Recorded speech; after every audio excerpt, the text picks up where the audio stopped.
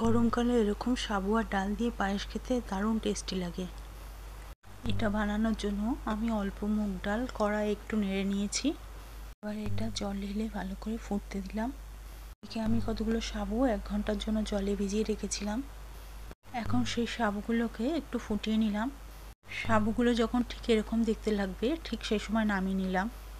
এদিকে ডালটা ফুটে 80% মতো সেদ্ধ হয়ে গেলেই তাতে দিয়ে দিলাম অল্প দুধ।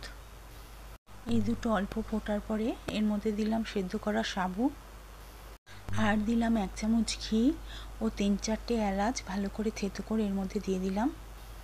এবার সবগুলো ফুটতে ফুটতে এগুলো যখন একটু ঠিক হয়ে এলো ঠিক সেই সময় এর মধ্যে দিলাম নারকেলের দুধ আর দিলাম এর মধ্যে কয়েকটা কাজু বাদাম।